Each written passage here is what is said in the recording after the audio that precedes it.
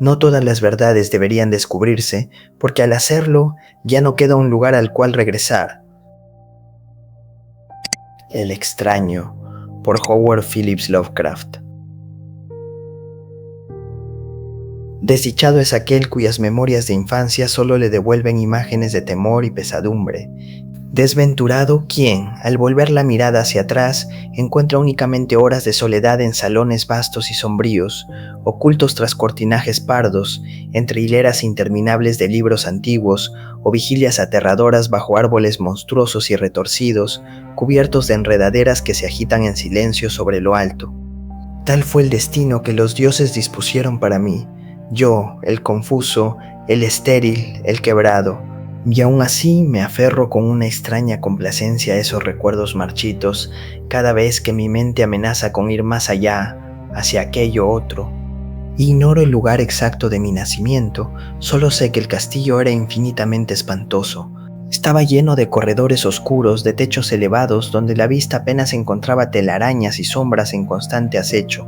Las piedras de aquellos pasajes agrietados permanecían siempre húmedas, exhalando un hedor maldito, como si generaciones enteras de muertos se amontonaran invisibles tras los muros. Jamás conocí la luz.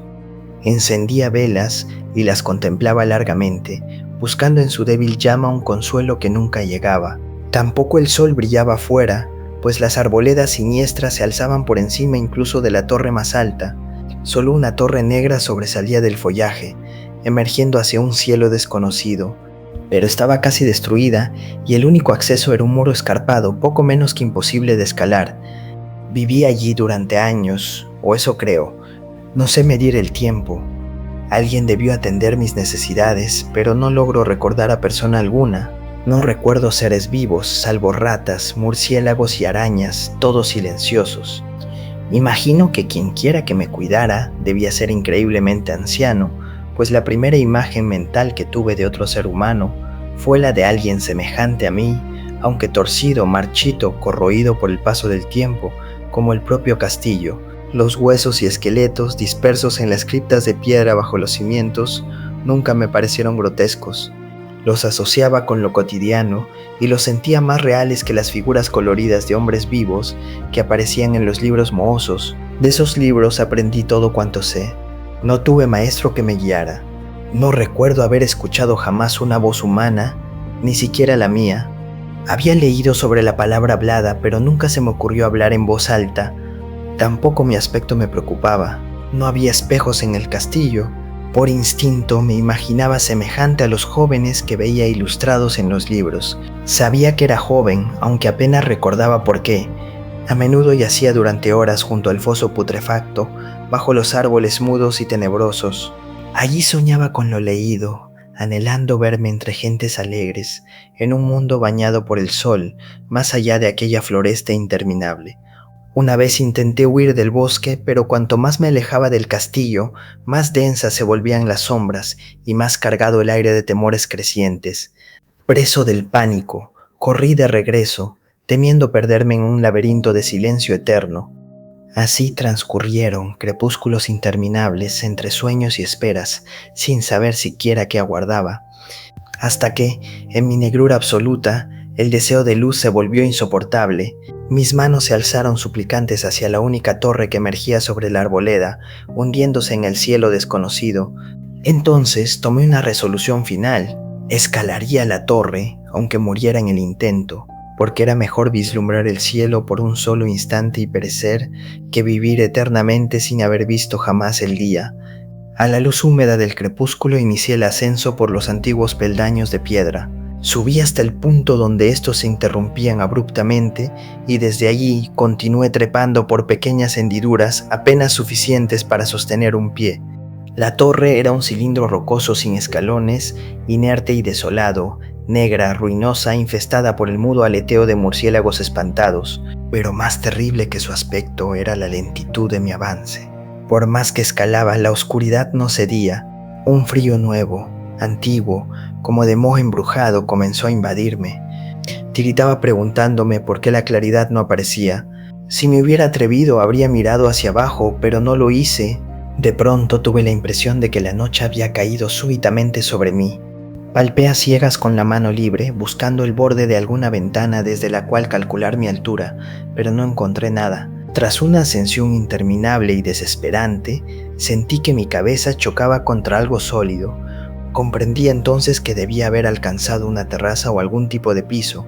Levanté la mano y toqué un obstáculo pétreo, firme e inmóvil.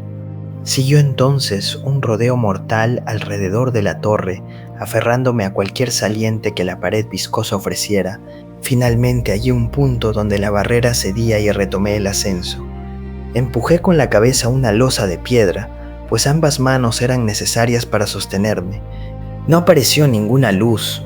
Al alzar más las manos, supe que la subida había terminado.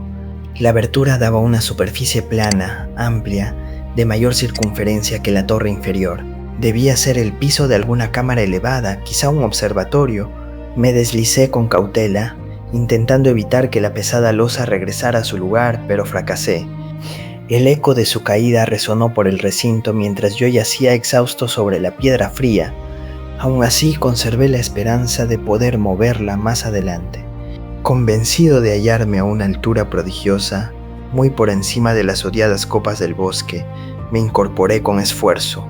Recorrí las paredes en busca de una ventana que me permitiera ver por primera vez el cielo, la luna, las estrellas de las que tanto había leído. Pero mis manos solo encontraron grandes estanterías de mármol cubiertas de repulsivas cajas oblongas, de tamaño inquietante. Cuanto más reflexionaba, más me preguntaba qué secretos podría albergar aquel recinto erigido tan lejos del castillo inferior. De pronto mis dedos tropezaron con el marco de una puerta.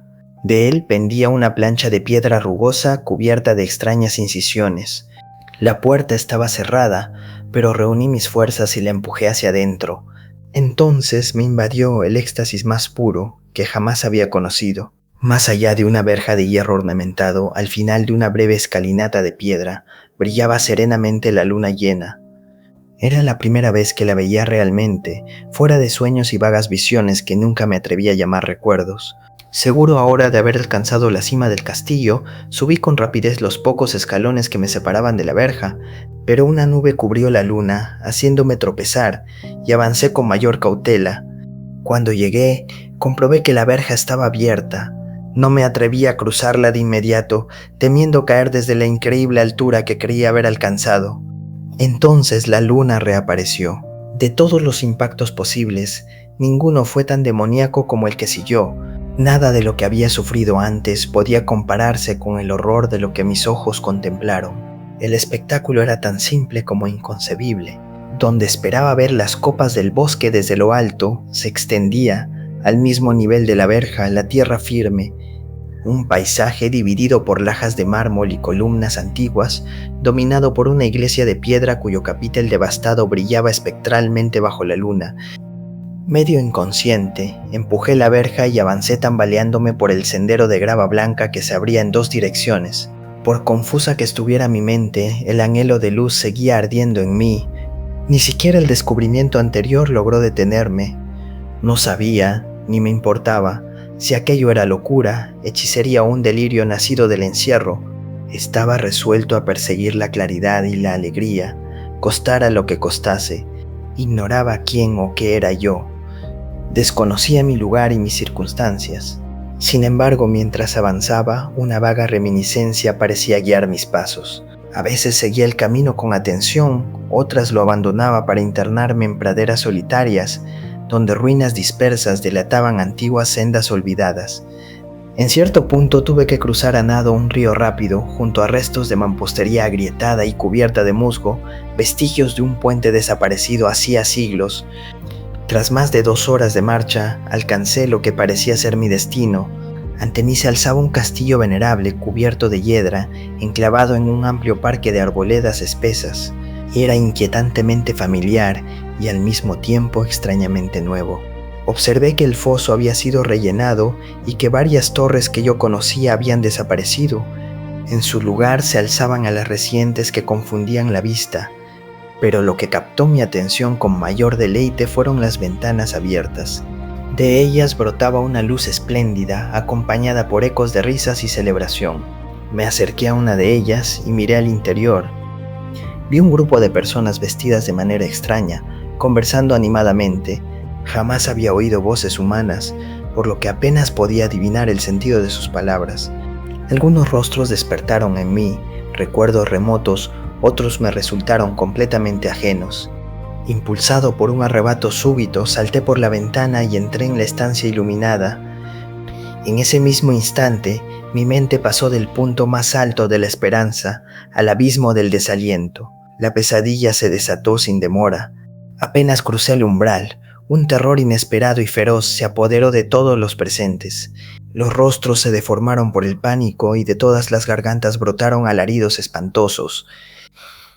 El desbande fue total. Algunos cayeron desmayados y fueron arrastrados por otros que huían enloquecidos. Muchos se cubrían los ojos con las manos, corriendo a ciegas, derribando muebles y chocando contra las paredes en su desesperado intento por escapar. Quedé solo en el brillante recinto, escuchando cómo los gritos se apagaban en la distancia. Comencé a temblar, preguntándome qué horror invisible me acechaba. A primera vista, la habitación parecía vacía. Sin embargo, al acercarme a una de las alcobas, creí percibir una presencia, un leve movimiento al otro lado del arco dorado que conducía a una estancia semejante. A cada paso, la sensación se volvía más nítida. Y entonces, con el primero y último sonido que jamás brotó de mi garganta, un aullido que me repugnó casi tanto como su causa, vi aquello que había transformado la fiesta en una huida delirante. No puedo describir con precisión aquello que vi. No se parecía a nada que pudiera nombrarse, pues era una amalgama de todo lo impuro, lo aborrecible y lo prohibido.